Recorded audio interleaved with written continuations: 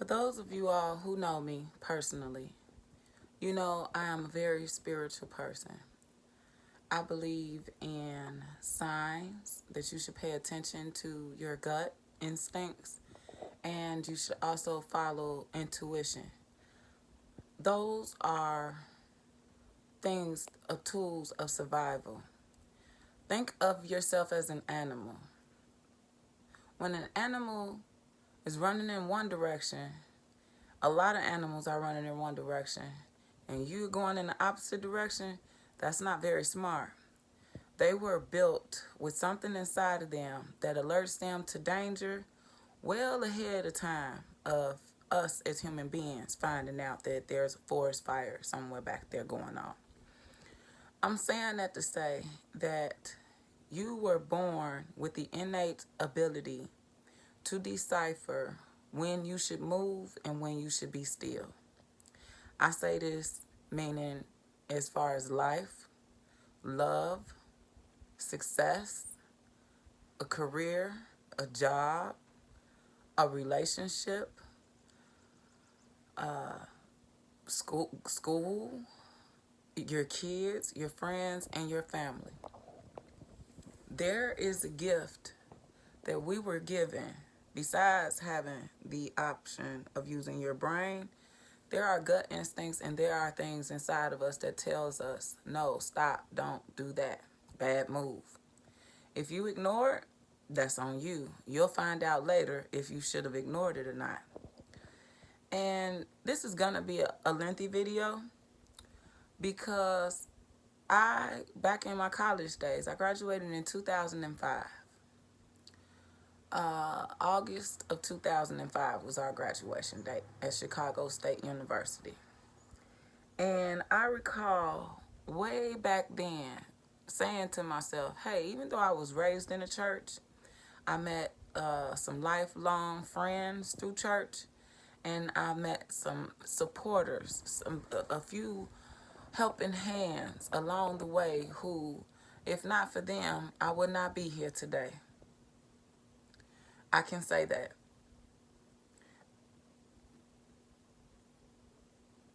Somebody put a hand on me and carried me through. Why am I making this video? It's for exactly what I just said. Although I was baptized as a Christian and I went to church every Sunday. As a matter of fact, I used to go to church 6 days, almost 7 days a week, between the after school programs going on Monday through Friday, the teen club meetings on Saturdays, and our fundraisers that we would get together in order to go on trips, and then turn around and come back to church on Sunday. So there's my proof. And my friends here who grew up with me in that same church that are still attending it to this day, I have not. I've gone a few times, but I've been so far removed that I have not been at that church. They know that that was our routine, and after that we go over to the pastor's house and we make those breads where we twisted it together. What I didn't know is that at first I thought church was a building. I didn't realize church were the people inside the building. The church is literally a building. It's the people that make it a church. The foundations and relationships that you develop. Now, hold that thought. Carry that over to the fact that you came from somewhere. You were born, created from your mother and your father. And your mother and father were created from your grandmother and your grandfather on both sides. And so forth and so forth and so forth and so forth up your tree. That means you have angels. You have spiritual guidance at your reach. And all you have to do is call on them. Now, this is not me saying don't pray, Allah, Buddha, Christianity, Catholicism, and correct me please, because I'm not Catholic. You understand, synagogues and all this stuff. I'm not saying don't continue in your path and your walk in faith, because I was in the church for years. I now consider myself a spiritual person with guidance. Yes, I still look at the Bible. Yes, I still listen to people who talk to me about scripture and I receive it. And sometimes I like to say the Bible is nothing more but a blueprint to life. There are multiple stories of triumph, okay? So you can take that book, just like you take your children's books at night and read them, the fairy tale of Prince Charming coming along and sweeping her off of her feet and marrying her and taking her into this nice castle. How many of us seen that happen? So when we go to these Bibles and we go to the Qurans and we go to whatever it is that you have and you go to and you seek your guidance, let's keep in mind that these are stories of triumph and tribulation and seeing somebody either make it through or not. Keep that in mind. Now let's go back to the fact that we have a bloodline, okay? I came from my mother, I came from my father, which means our descendants that are no longer here, that are no longer on this earth walking with me, I learned at a very young age. That was if I didn't pay attention to one thing in science. The teacher told us energy never ceased to exist. So as an adult and as a child, I pondered that. Where does electricity come from? Where does Wi-Fi come from? If you say energy never ceased to exist, my very being is energy. If I don't eat, if I stop drinking water, what's going to happen? I'm going to die because of lack of energy. But what happens once the body is no longer being used? You follow me? What happens to the soul, to the spirit of that person after they die? Has anyone done any research on that? Because if energy never ceased to exist, then my soul, my being, what makes me me, travels and transcends this body. I am somewhere out here, which means so is your grandmother, your great-grandmother, your great-great-great-great-great-great-great-great, whoever. When you are in trouble, find something that belongs to one of them that you trust. When you are in trouble, not even when you're in trouble, just do it.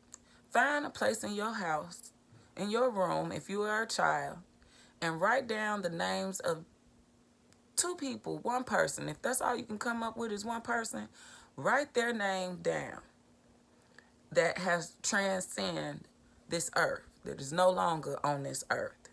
And when you find yourself battling the world, okay, because you will come into obstacles. That is a guarantee. No day will always be smooth. There will be major bumps and potholes and roadblocks and accidents along the way that will deter you off the path that you were on.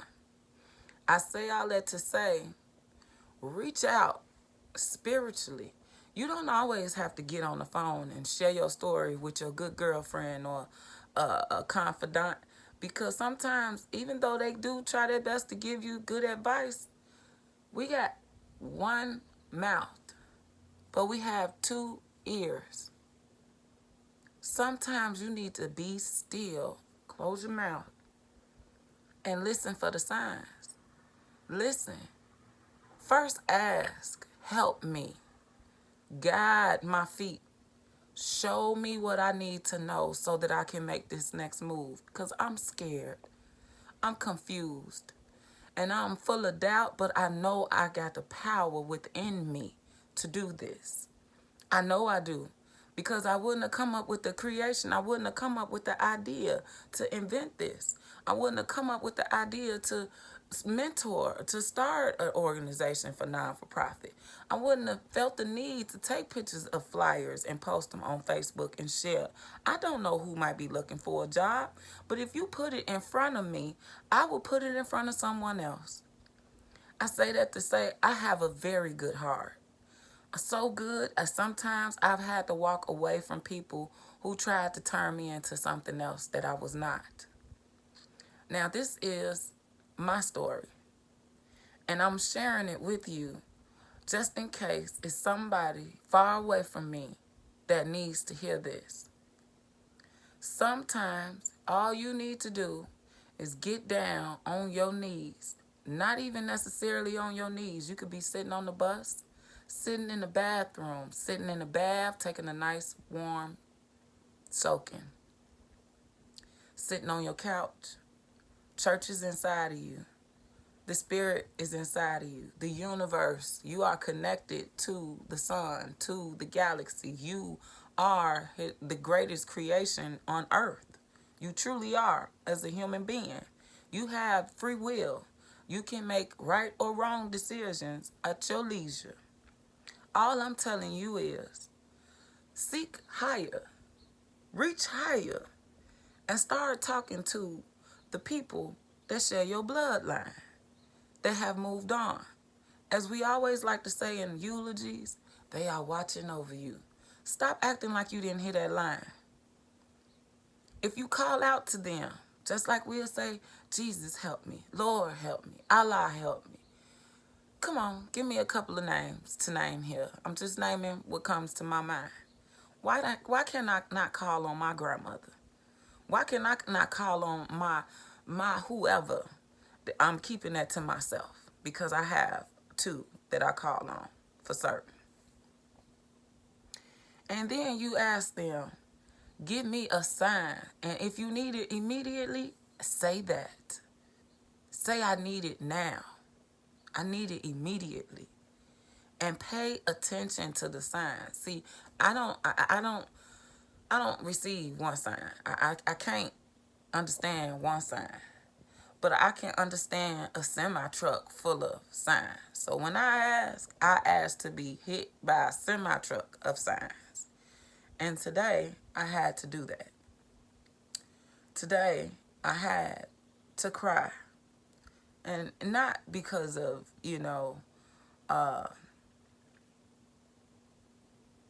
I'm crying just to be crying.